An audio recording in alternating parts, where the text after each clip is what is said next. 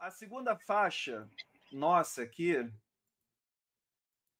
eu não consigo, travou o meu computador. Ah, pronto, vou botar aqui. É de 1966, do Revolver, que é For No One. O que dizer de For No One? E é uma música que ela me cativou anos mais tarde, já na minha bitomania. Eu sempre gostei dela e tal, não é uma música que eu pulava, nem nada assim. Mas com o passar dos anos, que eu fui ficando mais maduro, eu fui dando mais valor. Não só a música, a mensagem, a letra e tudo, como o Paul é foda, né? Cada ano me surpreendo de como ele é foda, assim, sabe? E For No One é essa canção, né? É uma balada melancólica, que o Paul também é esse cara, né? Que a letra explora meio que a desintegração, existe essa palavra? De um relacionamento, uma letra introspectiva, eu gosto da melodia. Cara, o que falar mais de For No One? Ouça, melhor do que ouvir eu falar, mas é uma das faixas, para mim, mais emocionalmente ressonantes assim do álbum Revolver, sabe?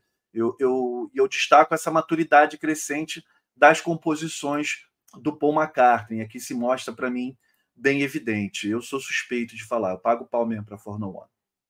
Quem gostaria? Levante a mão. E pensar que ele tinha 24 anos quando compôs essa música, né? Aí você fala assim, meia.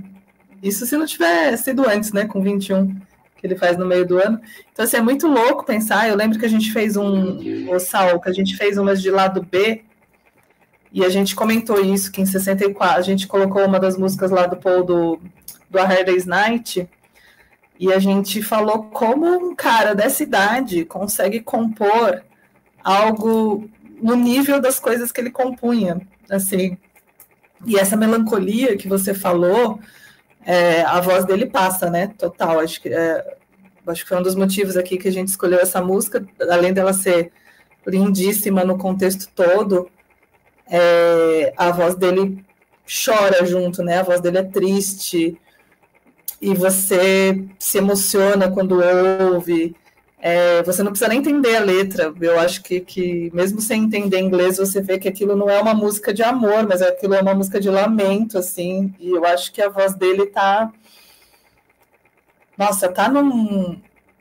numa sintonia com essa melancolia, assim, que eu acho ela é engraçado, né, falar isso de Paul, mas é um dos grandes momentos de toda a carreira dos Beatles, assim, essa música nesse disco maravilhoso, né? Eu acho. E isso, sabe, eu acho que eu precisei ter um referencial maior, assim, de vida e tudo, para eu dar realmente o valor que essa música merecia. Eu ainda adolescente ou um jovem adulto, eu só achava ela uma música bonita. Hoje eu acho ela uma música essencial, assim, sabe, necessária. Thaís ou Mari Morossetti? Eu falo. Vamos lá. Uma vez eu vi eu não lembro aonde, mas eu vi alguém dizendo que essa música seria tipo um pop barroco. E eu achei essa definição legal, assim, tipo, eu acho que funciona com a música, acho que faz sentido. Ela dói demais. Sim. Quando eu vi pela primeira vez Beatles, assim, porque eu fui por ordem da discografia, assim, eu não queria pular nada, nem nada. Eu queria ir na ordem que os discos fossem lançados. E aí, quando eu cheguei em Revolver, e aí eu vi tantas coisas tão diferentes, eu falei, meu Deus, eu acho que não é a mesma banda. Eu acho que eu errei o álbum. Não sei. Porque pra mim era muito, tipo, muito diferente de tudo que eu escutei. Eu falei, caramba, como eles evoluíram em pouquíssimos anos, sabe? De tipo, que coisa mais incrível e maravilhosa, né? O Paul escrever uma música dessa aos 24 anos é uma loucura. Eu, com 24, jamais conseguiria escrever essa música. Eu, com 24 anos, estava brincando de ferrorama. Não, mentira, não. Não tá. Mas eu não consigo me imaginar, Mari, eu te entendo completamente. Eu, com 24 anos, não tinha bagagem sentimental para compor uma música como essa. Prossiga, por favor, desculpa. Pois é. E eu não sei, eu acho que se eu escutasse essa música ao vivo, eu acho que eu choraria muito, assim, de tipo assim, acho que hoje em dia o Paul conseguiria passar mais sentimento ainda na voz do que ele passou com Sim, 24. sim. Porque ele já Uma viveu das... várias coisas, então, tipo assim. Concordo muito com o que você está falando. E uma das ideias, assim, que se eu pudesse chegar ao Paul e falar para ele, eu ia pedir assim, Paul, grava um disco acústico, já que a sua voz hoje, de tanto você usar ela com muita maestria e nos emociona muito, grava só com balada, que você não precisa colocar sua voz mais lá em cima, sabe? Só grava música assim, voz e violão, e ia ficar lindo, Mari. Ia ficar, acho que isso que você falou, a maturidade dele interpretando uma canção como essa, por exemplo, falaria ainda, seria, nossa, seria a coisa mais linda do mundo. Você concorda, Thaís? Ah, Deixa eu ativar o teu microfone aqui, ó. Não, acho que você que desativou. Abre aí o seu microfone. Aí, pronto. é a primeira vez, desculpa. Não, imagina. Eu ainda cometi o erro, quando fomos fazer a lista, de dispor dessa música por outra. E aí, quando eu me dispus a ouvir, porque eu já tinha escutado, mas não tinha me compelido tanto. E aí, eu tenho, das próximas que a gente falar, eu vou falar que é um sentimento parecido que eu tive. Mas é realmente, meu Deus, com 24 anos, eu não sabia, sabe, interpretar certas coisas na vida, óbvio, ninguém sabe, cada um vem numa idade, mas é assim, é inimaginável e como você disse, é um folk barroco, é isso? Um pop barroco, a Pop Morosete falou. barroco. Pop barroco, adorei isso.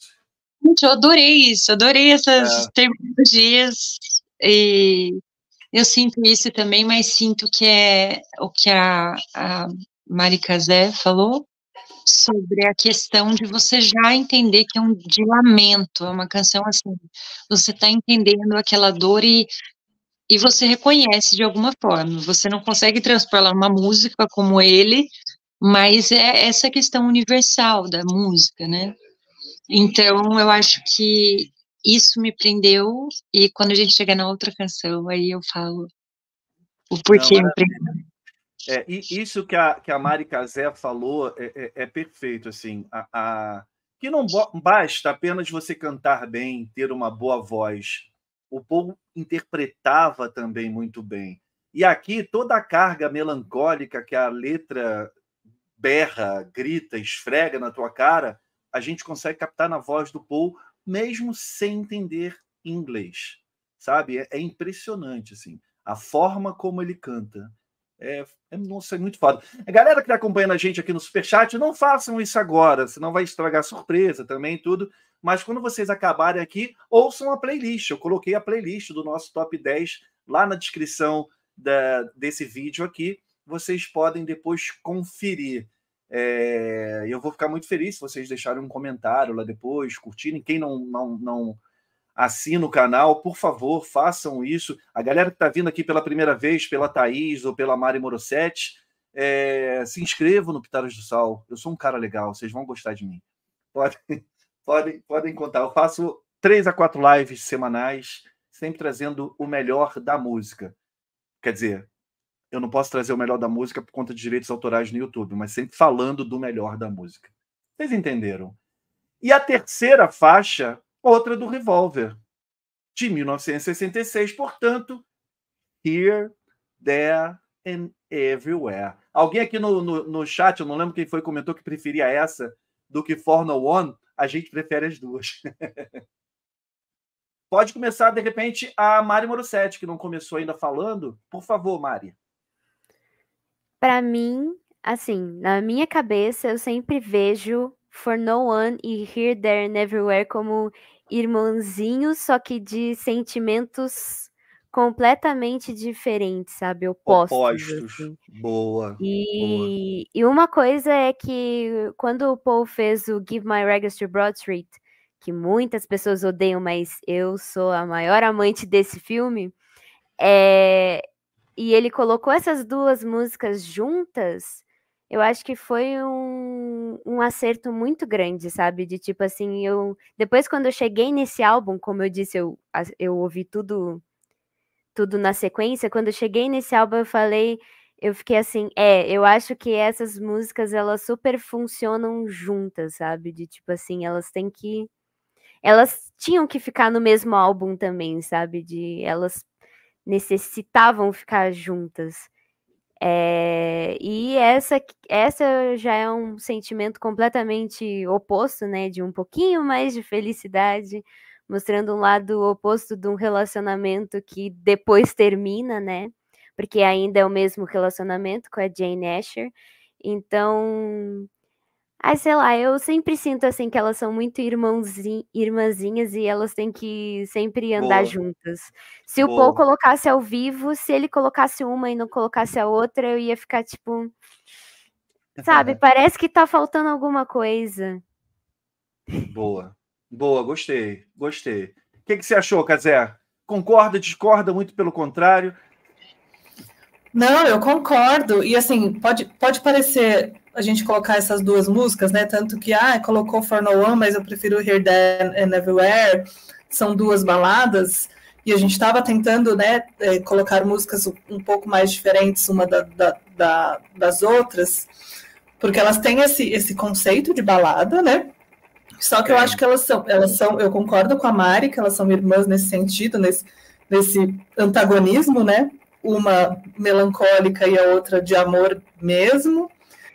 É uma das músicas mais belas dos Beatles, então não podia também ficar fora da lista por causa disso. É um vocal lindíssimo também do Paul. E é legal, que aqui seria legal um cantor, uma cantora falar um pouco. Acho que não tem ninguém no chat hoje, né? Acho que o do For No One, ele parece que ele mantém um grave ali, né? Tipo, Your Day Breaks, Your Mind Makes. Tipo, a música fica meio linear e no Here There ele brinca, né? Com os... a For No One é mais linear e com Here There ele brinca com esse, né? A dinâmica dela varia mais, né?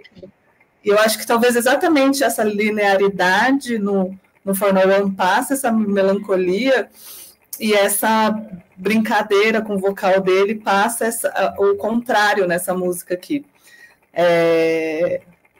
Não tinha como ficar de fora, né? Não.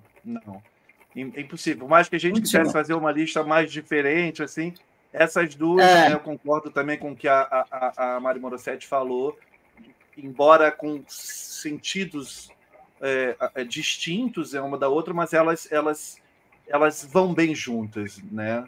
Como diria a letra de Michel, né? São palavras que vão bem juntas, né? Ele fala isso. Thaís.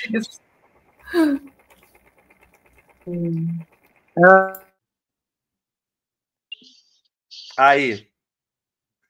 Tá difícil apertar uma vez só e falar.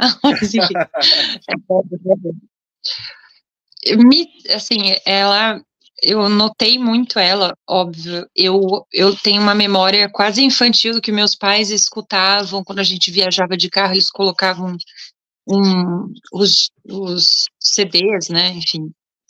Mas eu vinha perceber nessa pandemia que eu comecei, não é que nem a Mari Morissette, né, que fala o seu sobrenome, Morossetti. Uma das Mari, Morossetti, perdão.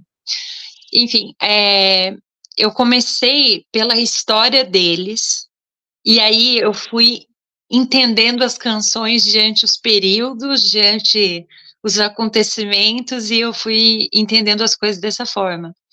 E foi foi a única música que o John elogia do Paul, né? Porque o John nunca elogiava as músicas do Paul, e essa foi assim, essa é boa, foi o melhor elogio que ele conseguiu do John. E eu acho muito linda, é um carinho. Oi? O John sendo John. John sendo John, exatamente isso. E essa música é quase um carinho pra mim, porque ele entra e ele vai... É muito lúdica ao mesmo tempo pra mim. Ao mesmo tempo que ela tá falando essa coisa linda de que é você em todo canto, eu preciso de você. Aquela entrada da música, que até que a Mari Cazé falou, que realmente ele entra em tons variados ali, e na For No One ele mantém mais rústico e linear, eu acho que ela encanta tanto quanto For No One, mas de um outro jeito, então podia ser deles, né, enfim.